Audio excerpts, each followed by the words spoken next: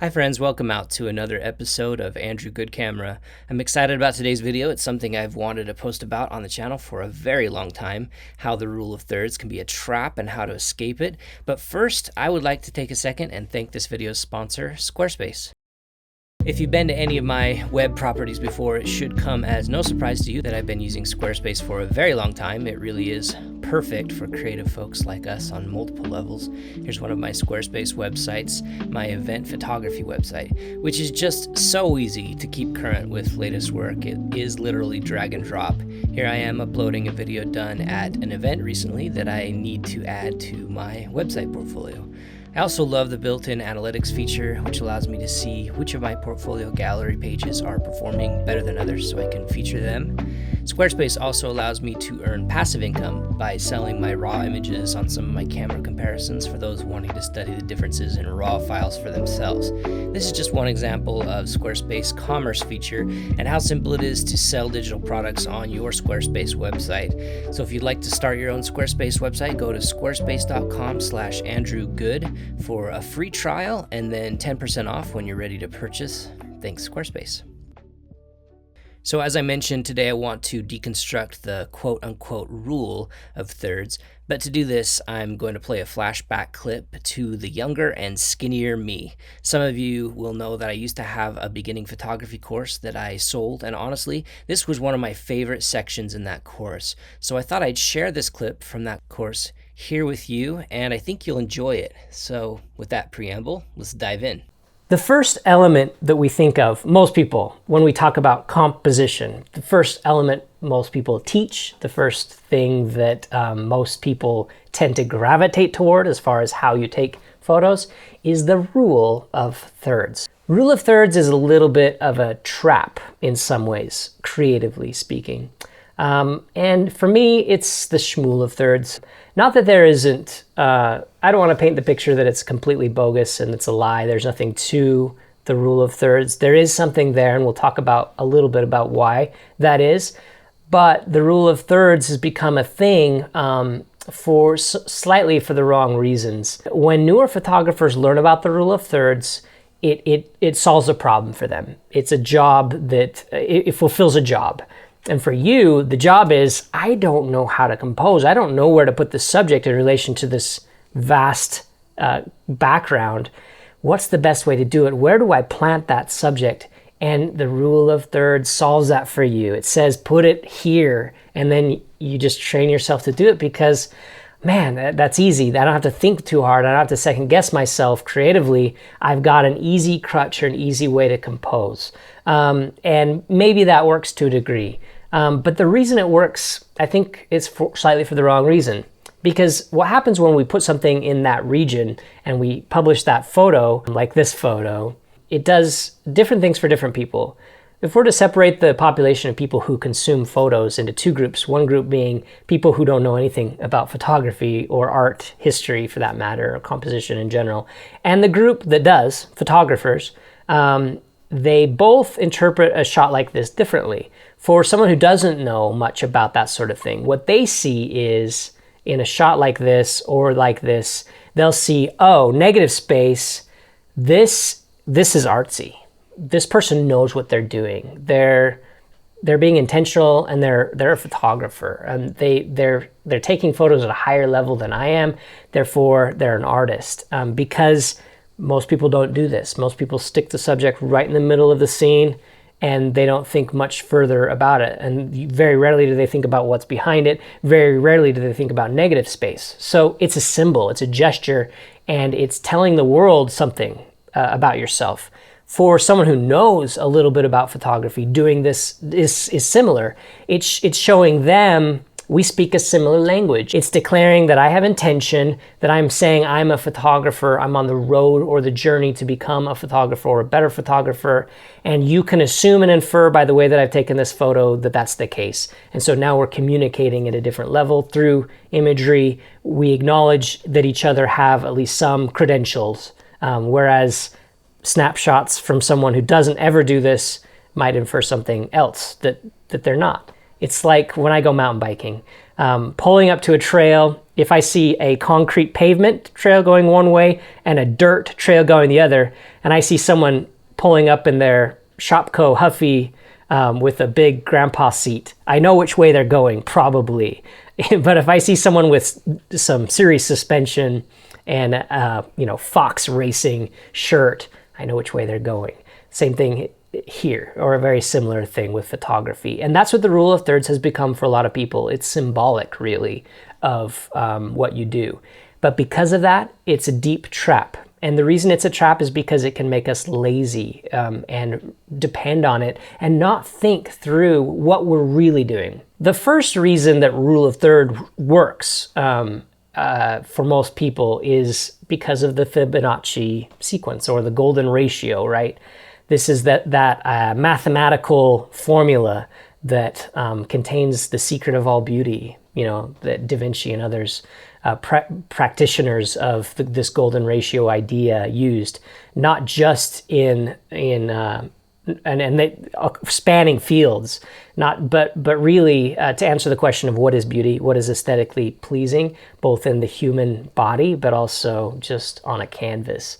And as a result, I actually put this one in here kind of tongue-in-cheek, because here somebody stuck a rose, they've cropped it like this, and then put the golden ratio over it, that arch, as if this somehow makes this beautiful shot. It's kind of silly in my mind that we do that, because it's a little bit missing the point. And that's kind of what the rule of thirds has become. It's like, oh, the masters knew that there was a secret Fibonacci thing here, and a golden ratio is a thing, and it somehow appeals to humans at a deep subconscious mathematical level, even, dare I say, spiritual level. So we're just going to do it. We're just going to follow that and take it at face value, whether it's true or not. And I'm not saying it's not true, but I am saying that taking it for granted can lead to a trap, and it can get you stuck in a trench. The other place that it comes from is another similar concept, which is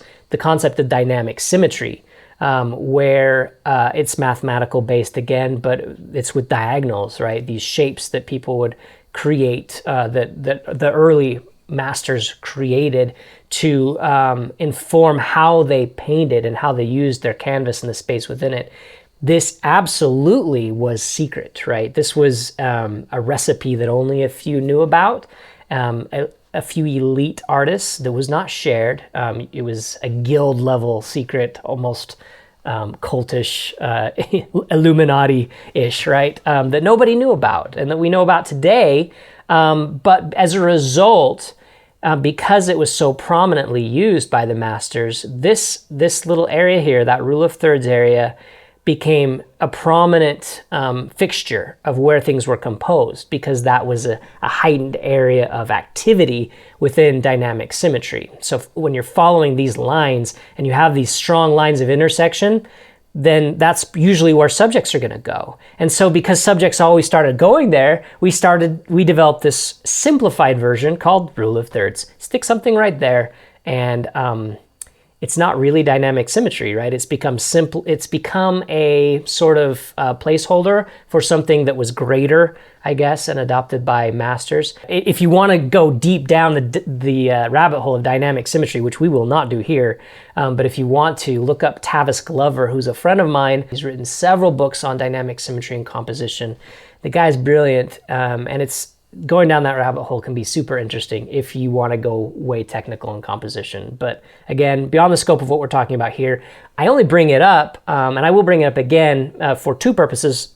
The other purpose a little later. For now, the purpose is to share with you why rule of thirds became a thing. And this is partially why. Again, the golden ratio being the other. Okay, so now we know the history of it a little bit. Let's talk about the use of the rule of thirds, how it's being used and why. This is, again, another example of what you see quite often. Now, I'm going to speak negatively about this photo a little bit from a compositional standpoint, but please don't take that to mean that I think this is a poor photo. It's absolutely beautiful, stunning even. The photographer knows what they're doing, and when it comes to maternity photography, I mean, way better than I would ever be. So I don't have a leg to stand on saying that this is not a good photo. It absolutely is. What I want to look at though is what's happening here and why. So is it a perfect photo? I don't know. I don't know what this artist wanted to achieve. Was this an ad? If it was, man, this works out great because this is a great place to put a lot of copy. But if it wasn't, if their purpose was no more, no less than saying, I know that I should put things in the rule of thirds area, and so that's what I'm going to do here, man, I feel like they missed it. They could have, this could have been so much better. Because what's happening here is not in my mind, in my opinion, doesn't have a positive impact on what's happening with the subject. It does do two things. It shows other photographers that this is a photographer who has intention and intentionality, that they know about composition, and it does show their client and everyone else that's going to be seeing this that they're artsy, that they know something that they don't. This idea that there's something happening here. Why is she over here and there's all this? I don't know, but it's cool because I don't see that every day. So obviously this is an artist. Beyond that, I don't feel that it accomplishes very much because there's nothing interesting at all happening here. And what is the relationship? Well, when you have a lot of negative space though, it creates a sense of isolation. And I'm not sure that's what we want here. Do we want her to feel isolated or lonely? Hold that thought though. Let's talk about how rule of thirds is used in cinema effectively and why. It has a functional purpose. And when we talk about this in cinema, they actually call it long side, short side. They do use rule of thirds in that terminology as videographers. They also consider they also consider composition for sure, but they also consider dialogue. Now, dialogue is a huge part of cinema, and it's not in photography, right? We're not photographing an interchange, right, of going back and forth between two people. But in film, this happens all the time. And because it's so common, they use terms like long side, short side. In this case, we need Gordon to be looking in this direction, looking towards the long side to make sense of the dialogue. So when we switch back and forth, it makes sense. If they were both looking the same direction and they were both long-sided on the same side, it would create weirdness. We would think subconsciously, who is Gordon or Batman, depending on who spoke first, who are they talking to? Because they're not talking to each other. Now, we may not consciously say that, but it would feel weird to us. It would feel awkward and something would be off. And so that is one strong reason why we do that. So when a cinematographer goes short side though, something interesting happens. And when they do that, it's often in a case like this, where they want the audience to feel discomfort, where they want them to feel off balance. Here we have Javert and Les Mis towards, I assume this is an unbalanced character regardless of, so whenever this happened, it would make sense to short side him. But especially if this was a scene towards the end when he's going through this spiritual crisis, he's unbalanced and he's trapped. And so we short side him, and that creates a sense of discomforture for the viewer. And then we can even go more extreme, as in this shot. I forget what this is, something robot. This is a disturbed character. This character's got something seriously wrong because look how close proximity he is to the edge. This is as close as you get. This guy is off the rails. And so you can use it in photography for a similar purpose. We short-sighted this subject, Danae and I, for that's, I guess, discomforture reason. Because when the subject is looking towards the short side in cinema, it can create a subconscious feeling of not all is right in the world.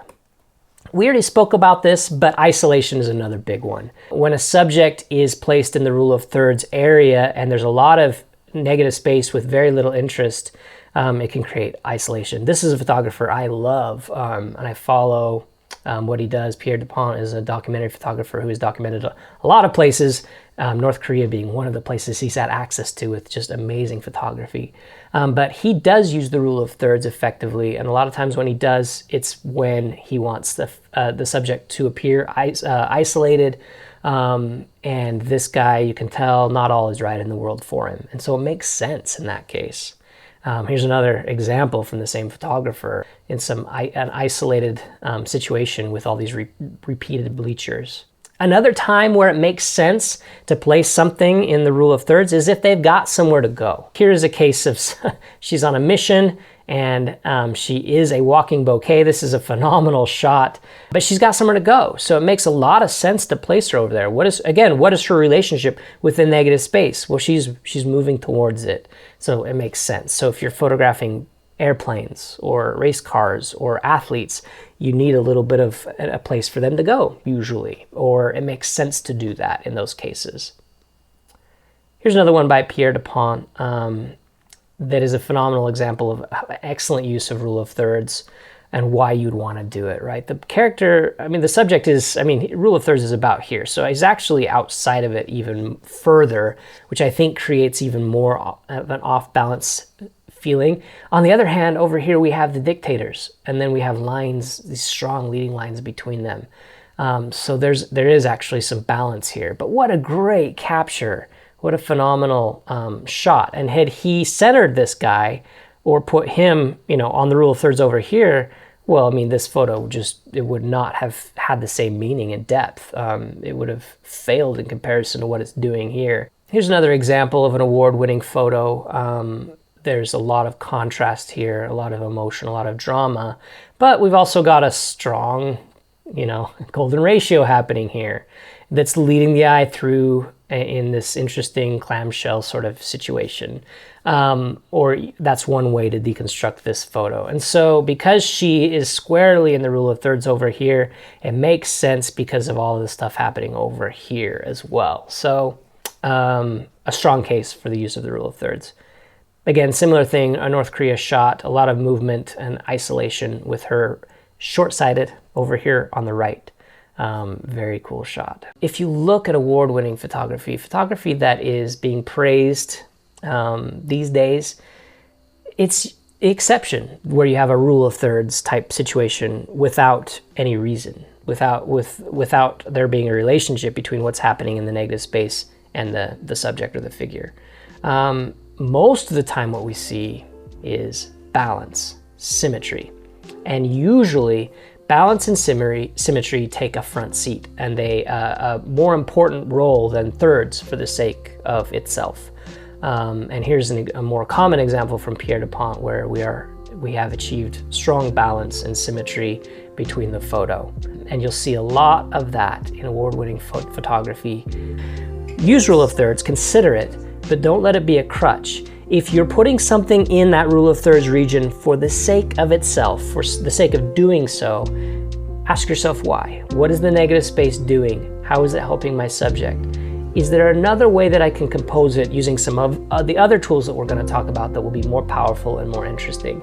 But as you learn photography and master composition, you will get yourself stuck in a trench if you only think about rule of third. And I have seen it happen over and over again, and that's why I'm emphasizing it so much.